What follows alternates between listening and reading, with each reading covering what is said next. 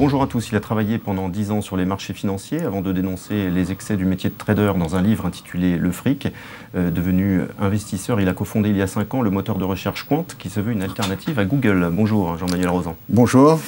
Un peu plus de 10 ans. Un peu plus de 10 ans sur les marchés financiers. Vous avez croisé d'ailleurs à cette époque des gens comme George Soros ou Nassim Taleb. J'ai brièvement travaillé pour Soros et j'ai été le partenaire et au début le patron de Nassim Taleb quand on a commencé à faire du trading d'options. Alors parlons de Quant. Sur le papier, c'est vrai que s'attaquer à Google quand on est une start-up française, ça paraît ambitieux, surtout quand on sait que des sociétés comme Microsoft, Yahoo, s'y sont cassés les dents. Qu'est-ce qui vous fait penser que Quant peut y arriver ?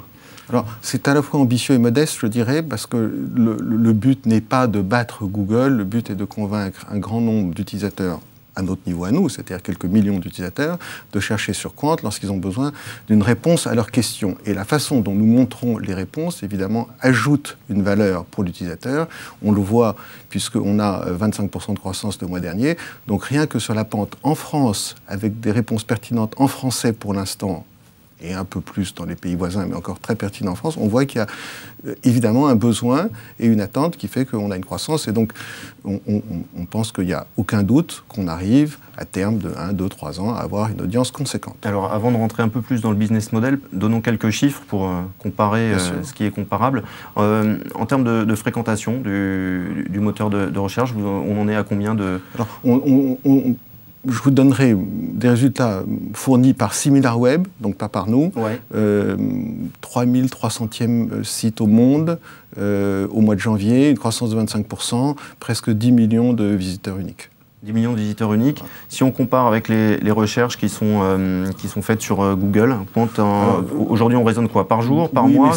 Quelle est la comparaison pertinente? Parce que rien n'est pertinent, hélas, parce que vous avez en face une société qui a mis plusieurs années, on ne s'en souvient pas parce que c'était il y a longtemps, a mis plusieurs années à être pertinent dans toutes les langues et dans tous les pays. Donc nous, on débute, comme je vous l'ai dit, surtout en Europe. Et vous avez une société en face qui a 100 millions de cash, qui a 70 000 employés et qui a, en Europe en tout cas, une grande anomalie, c'est-à-dire qu'il y a 93% d'audience sur un seul moteur de recherche. Ouais. Alors que dans tous les continents où il y a une alternative, prenons la Corée du Sud ou prenons les États-Unis. En Corée du Sud, Google a 8% et aux États-Unis, 68%.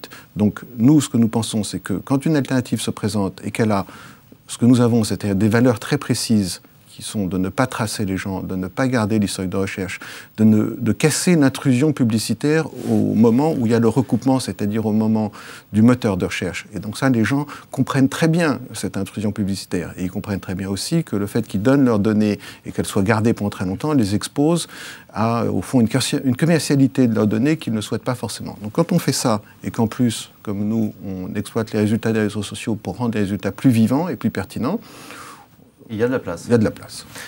Quand on vous entend, on se dit que faire une recherche sur Quant, c'est presque une démarche militante. C'est-à-dire vouloir préserver sa vie privée. En tout cas, vous en faites un argument, vous, très clairement. La réalité, c'est bien ça, c'est que vous ne gardez aucune donnée de vos utilisateurs, des internautes qui passent par votre moteur de recherche. Ouais. Juste un mot, on essaye de recruter des utilisateurs, pas des militants, et de leur donner un service qui a une valeur. Et dans la valeur, il y a le fait qu'on ne les trace pas, mais il y a bien sûr le côté ludique, le côté vivant, il faut que ce soit agréable et intéressant, et ça l'est, et on présente ça de façon très différente. Donc oui, on reste sur ces valeurs, on ne garde aucun historique de recherche, vous n'êtes pas le sujet de la recherche. Si vous tapez iPad et que quelqu'un d'autre tape iPad, on vous donne les mêmes résultats, donc on reste neutre tout le temps. Bon, évidemment, le caractère éthique de Quant est important. Ce qui compte aussi, c'est sa pertinence. Aujourd'hui, vous estimez pouvoir vous comparer à Google en termes de pertinence en français, en tout cas. C'est déjà le cas aujourd'hui? Évidemment, en français et puis déjà dans les langues européennes, ouais. La pertinence est excellente. Et il y a une grande différence qui est la pertinence qui est amenée par les réseaux sociaux. Lorsque quelque chose se passe d'extrêmement fréquent, comme par exemple cette interview qui est commentée en ce moment sûrement sur les réseaux sociaux par des gens qui l'écoutent. Eh bien, ce commentaire, si vous tapez Quant sur Quant tout de suite, eh bien, vous le retrouverez à la minute. Ouais. Et donc ça marche pour le football, ça marche pour les déclarations de footballeurs intempestives. Hier, si vous vouliez avoir la vidéo du footballeur qui s'était exprimé, vous alliez sur Quant, vous mettiez son nom. Dans la colonne d'actualité, ça n'y était pas, ouais. Mais dans la colonne réseaux sociaux, il y avait des gens qui avaient mis le lien au bout d'une minute. Et hop, vous l'écoutiez. Est-ce que Quant gagne de l'argent aujourd'hui ? Alors, c'est un modèle qui est très américain, mais qui commence à être bien compris en Europe.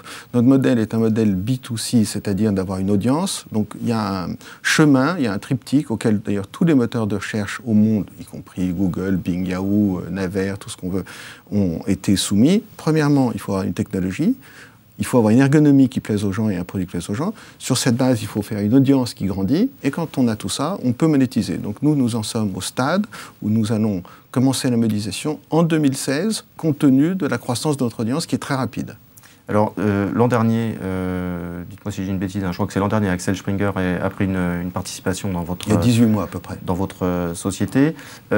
Sur le plan de 20%. 20%. Et sur le plan des fonds, la Banque européenne d'investissement vous a également apporté 5 millions d'euros récemment. Elle en apportera 10 millions supplémentaires dans les mois qui viennent. Vous vous apprêtez également à concrétiser une nouvelle levée de fonds avec de grands partenaires. Ce sera pour quand? Parce que cette levée de fonds, on en parle depuis quelques mois déjà. Ce sera pour les mois à venir, là? Alors, juste un mot, vous avez tout dit, sauf que, quand même, j'insiste, parce que quand on parle de grands partenaires et de la BEI et de l'Europe qui nous finance, oui. Nous sommes financés nous-mêmes avec nos fonds propres et ceux de nos actionnaires, et Axel Springer est un actionnaire privé, jusqu'à il y a à peu près 3 semaines. Oui. Et donc, c'est en faisant la preuve de nos capacités, de nos valeurs, etc., que nous avons pu convaincre l'Europe, qui constate le besoin d'une alternative, de venir nous épauler.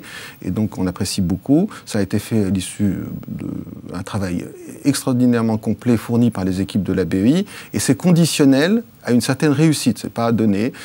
Donc pour avoir les 10 millions dont vous parlez l'année prochaine, il faut déjà atteindre des objectifs. Et donc pour vous répondre sur l'augmentation de capital, elle est en cours et elle est réservée à des très grands partenaires européens de la taille d'Axel Springer qui doivent avoir comme qualité non pas seulement de nous financer, mais de nous aider à grandir. Comme ce sont des grands groupes, on va dire qu'ils avancent à leur pas et c'est bien parti, mais c'est pas fini. Bon. Je reviens sur les objectifs que vous mentionniez à propos de la Banque européenne d'investissement. Ce sont des objectifs de quelle nature ?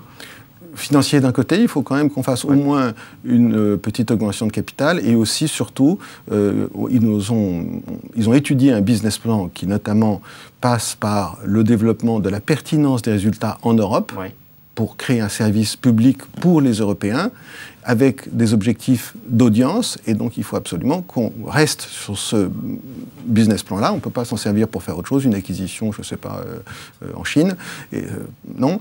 Et il faut aussi qu'on obtienne l'audience prévue.